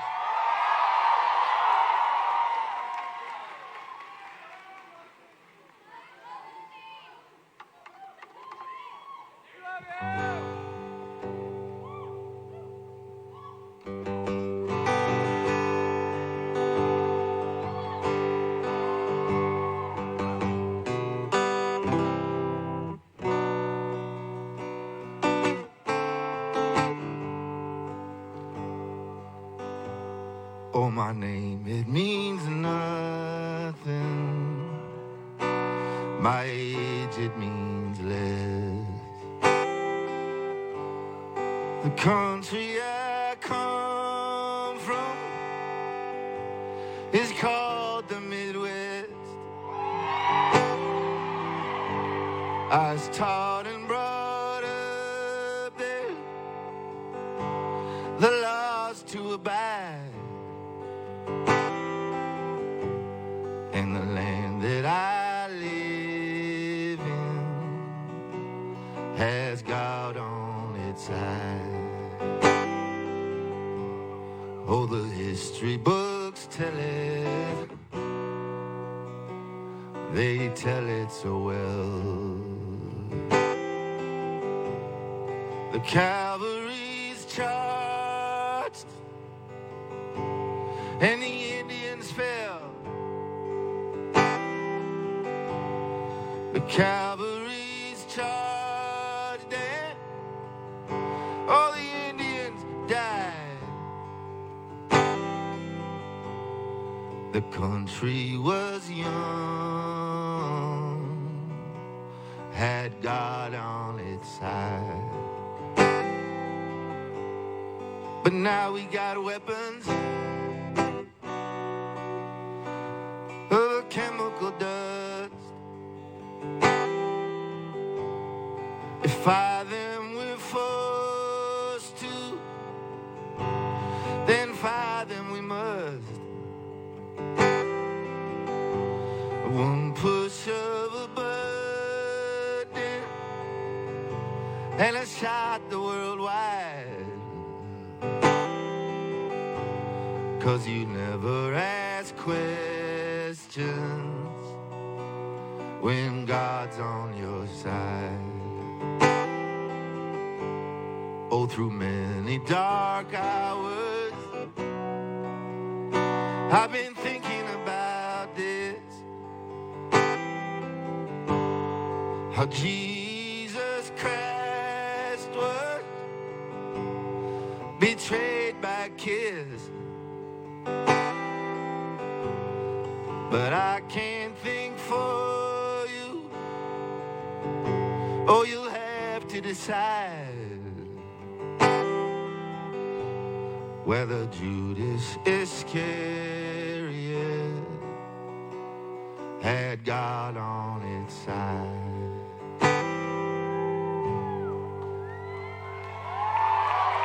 There's one more verse. There's one more verse. Sorry. Mr. Dillon wrote a good verse. I got to do it. I just had to adjust some things here. So now that I'm leaving, oh, I'm weary as hell. The confusion I'm feeling, no tongue can tell. And the words fill my head and then fall to the floor. And if God's on our side, well, he'll stop the next war.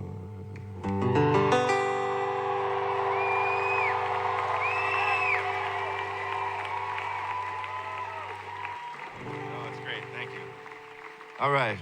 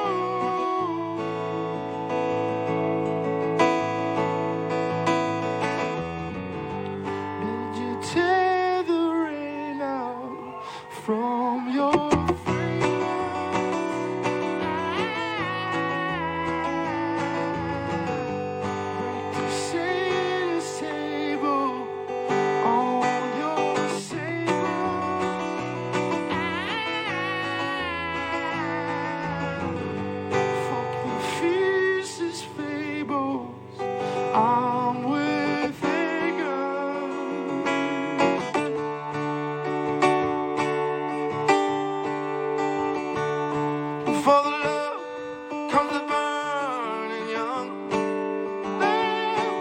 From your liver, sweating through your tongue. While you're standing on my sternum, don't you clap down, darling. All the sermons and our verse to rest. Smoke on Sundays when you're drunk and dressed. At the hollows where the swallows nest. Whoa.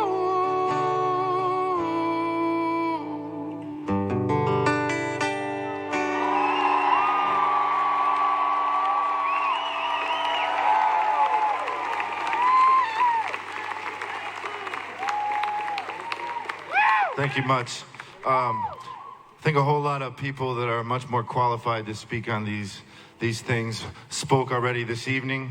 Like I said, I'm extremely humbled to be here, and honestly, just I feel extremely privileged to do my part, and you're all doing your part as well. And that on the wall, the not me, us, that is it. That's everything.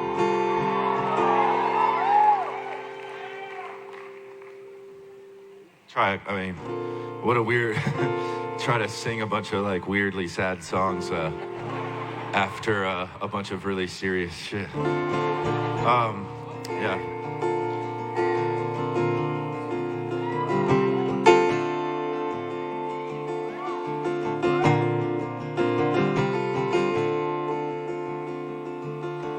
Ever since I heard that howling wind, I didn't need to go to no Bible wind. Then you know your gifts seem heaven sent. Just lead me to a collar that today.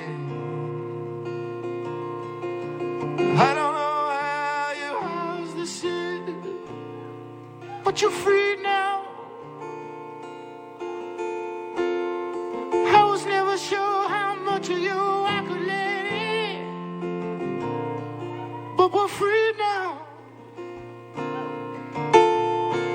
Won't you settle down, baby? Your love is big. Heavenly Father, oh, it's definitely love, but well, you don't carry other names.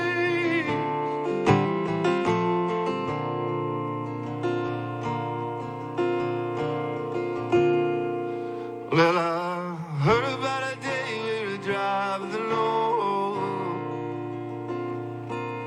to go another day as we learn to close. 'Cause I'm a lone coward in a coward wind, but you're free now. You turn around now and you count to 10 to see you go now. Well, I know now, honey, that I can't pretend. Yeah, baby. Heavenly Father is brought to his honor, and love is left in him.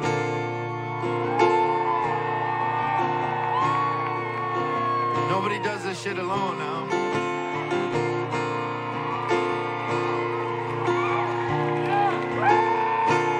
'Cause I just been up here for goddamn years. Can you see now? Well, filling up holes with goddamn fears. I am free now. Well, I know about it, darling. I've been standing here. Heavenly Father is all that he offers, the safety in the end. His safety in the end. Thank you kindly.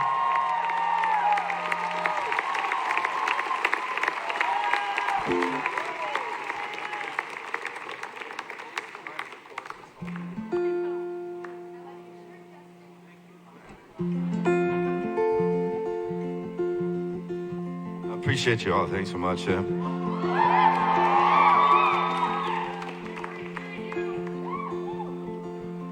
really can't say enough about the folks that spoke tonight. And don't get me going on Senator Sanders either. I'll just stick to my job here. Sharing smoke in the stirrup of the hot car light. Sunshine hard on the video spot.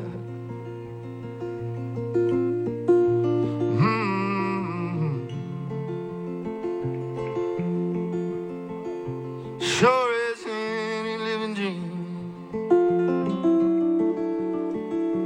It's not all in what it seems,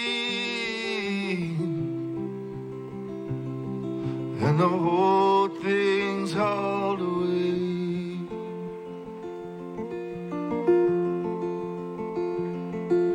A room with empty room enough. You're rolling up, you're holding it, your fabric now. Fabric now.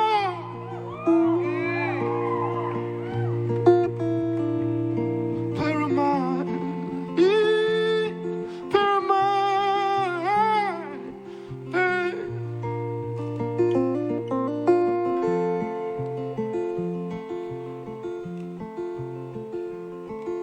hallucinating clear. No, the snowshoe light or the autumn's. I threw the meaning out the door. There may not be no meaning anymore.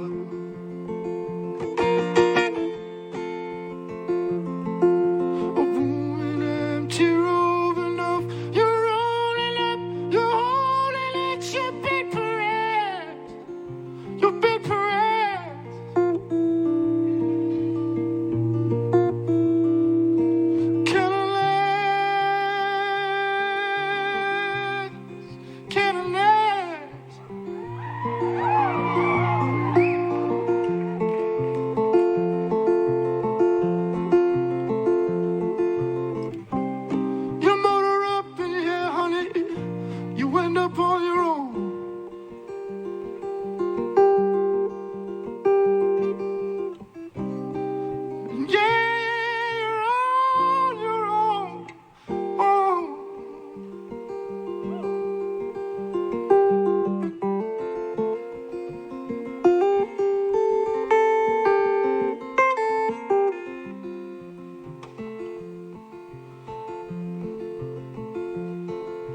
Fold the map,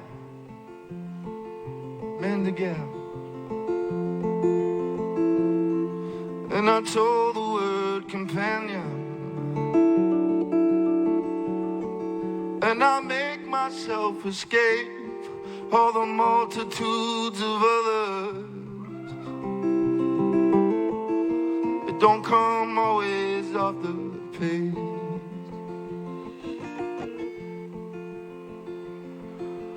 Hold the notes you wrote and know you've buried all your alimony butterflies. Your butterflies.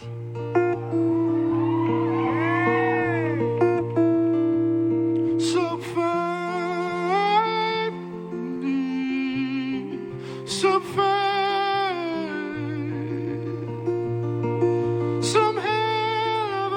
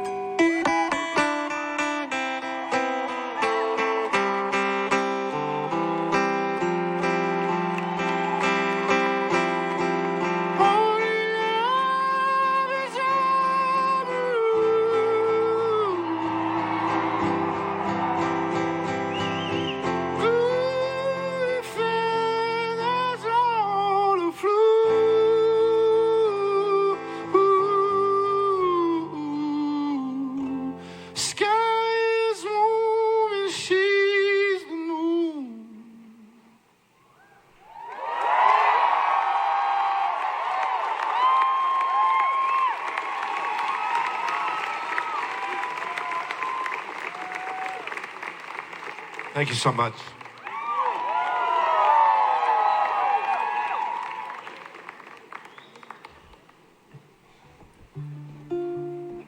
I'm gonna do, if I could have a teeny bit more of my stuff, please, Gary, thank you, on this one.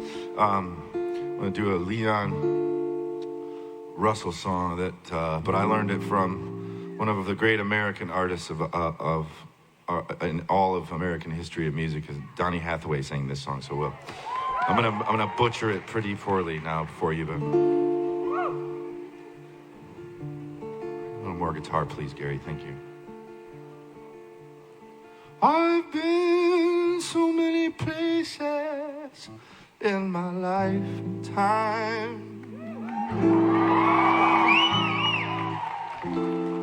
I've sung a lot of songs.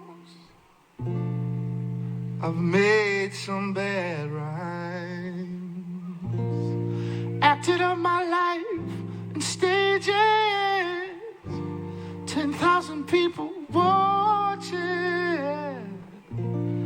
But we're alone now, and I'm singing this song to you.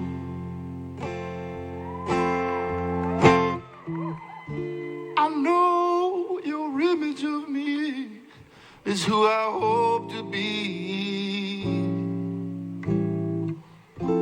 I treated you kindly, darling, can't you see?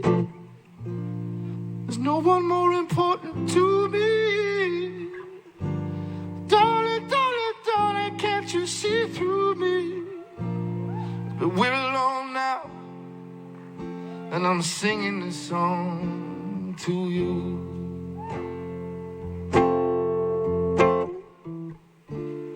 You taught me precious secrets of a true love, withholding nothing.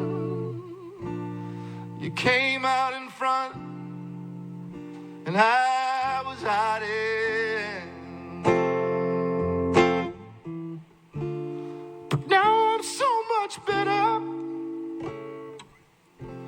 And if my words don't come together, just listen to the melody, 'cause my love is in there.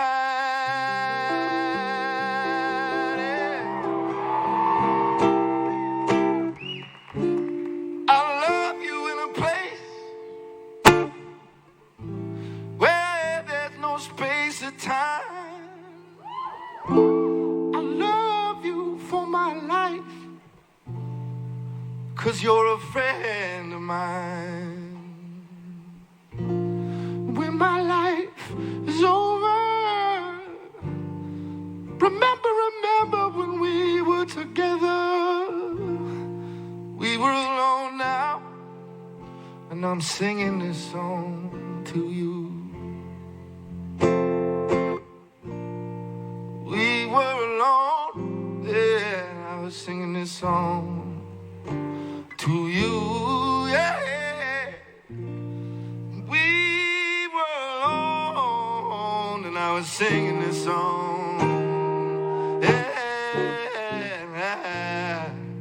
singing this song to you.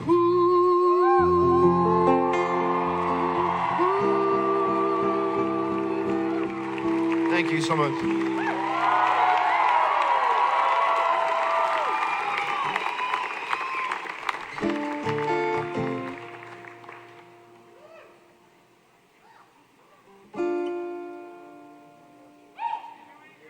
Oh, thank you. Yeah. It's quite a different sensation than a normal ticketed Bon Iver concert, you know. A lot of different energy for me, specifically.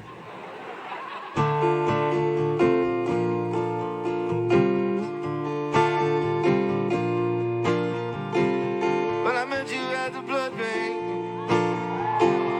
we were looking at the back, wondering if any of the colors matched any of the names we knew on the text.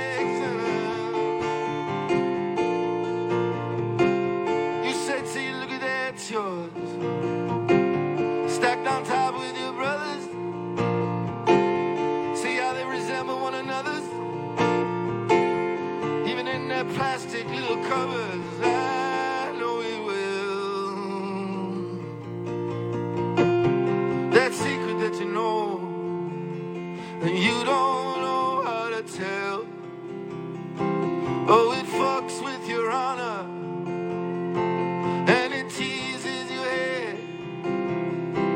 let you know that it's good, girl, 'cause it's running you with red.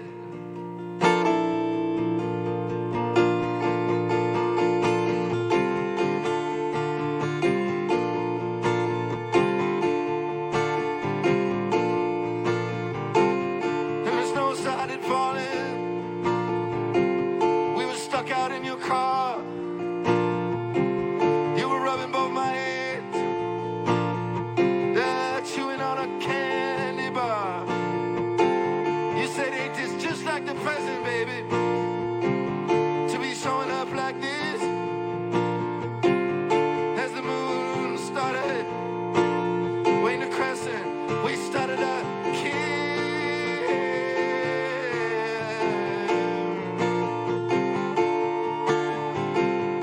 And I know we will, I know we will.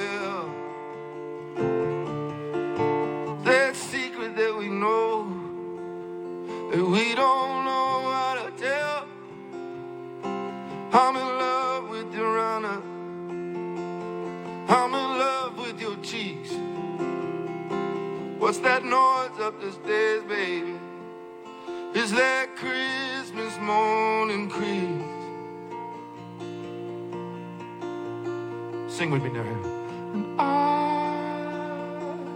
know we will. And I know we will. I'll keep getting louder now. And I know we will. What do you know? You know Bernie Sanders is going to be president. I know we will. So get louder there.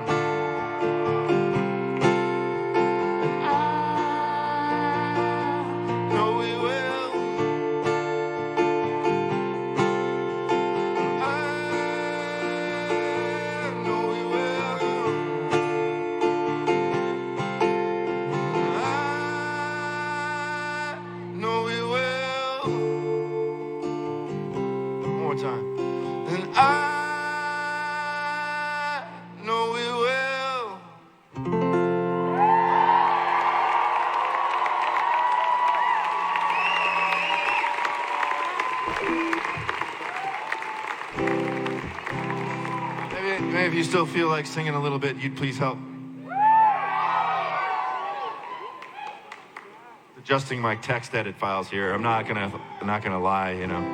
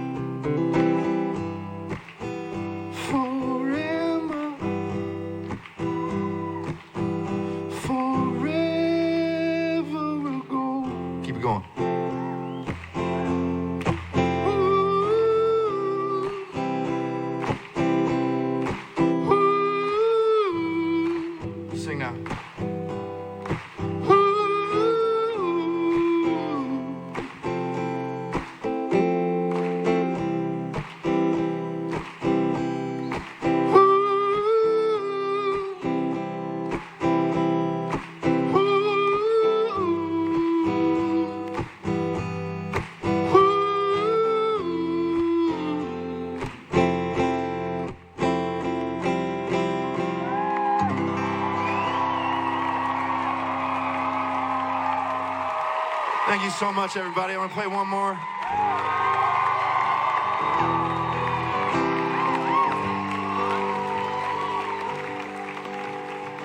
You know, I was learning more and more about this caucus on Monday, and it really is like right now and maybe forever the most important time to get everybody out. It is. This is a really important thing, and there's only a few opportunities come around in a lifetime to change the course of history towards human beings.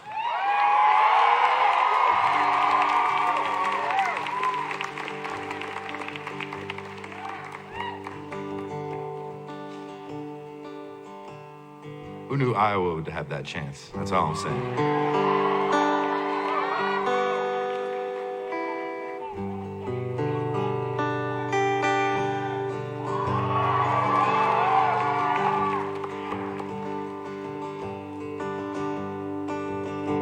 Come gather around, people, wherever you roam,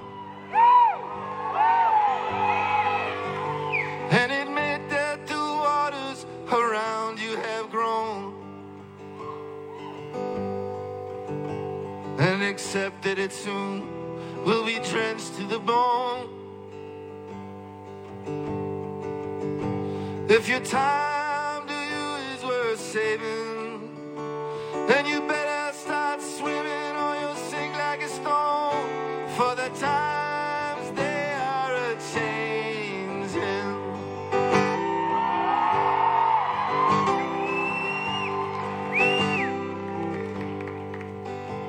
Come writers, come critics who prophesize with your pen.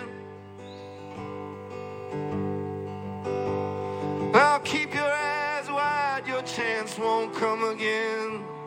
And don't speak too soon, for the wheel's still in spin.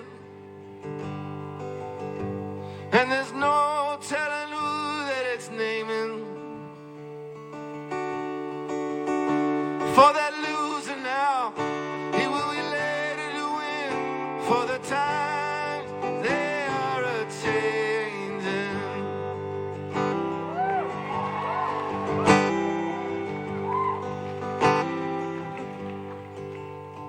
Come senators, congressmen, please heed the call.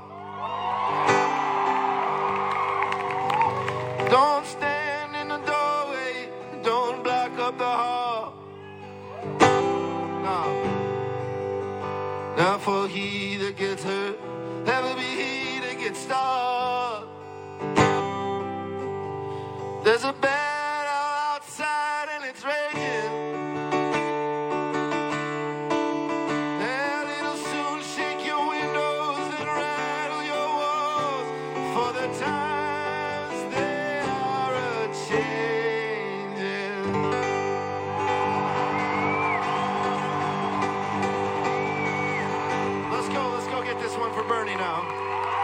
Appreciate you all so much.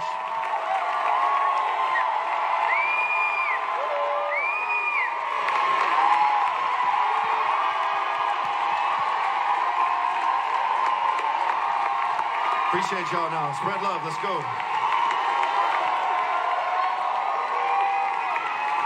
Wow. The times, they are changing, baby.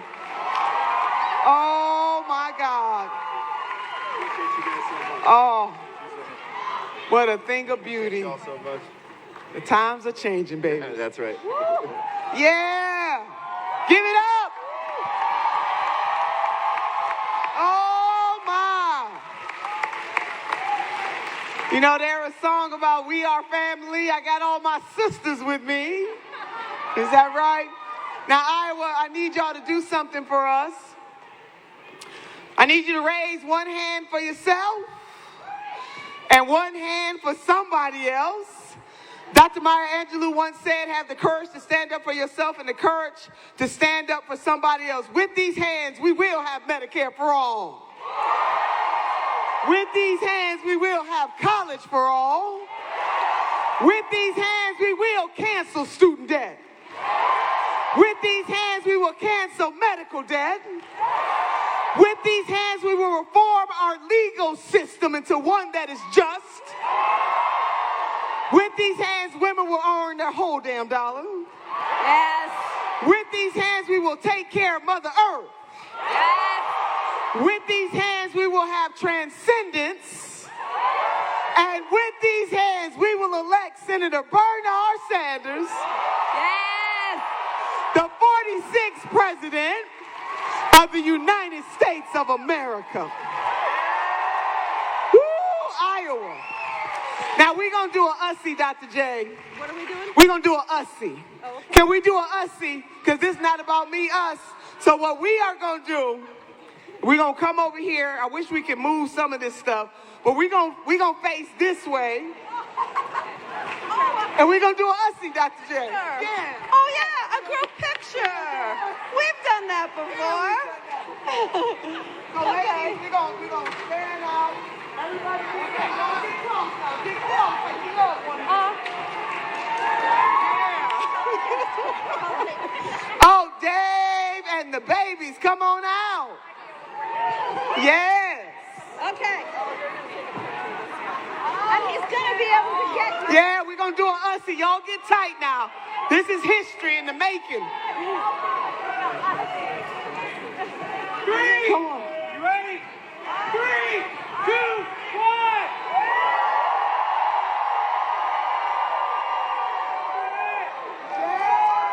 Feel the burn, baby. Caucus, thank you. Say that again, Dr. J. Caucus. Caucus, and bring 5 friends.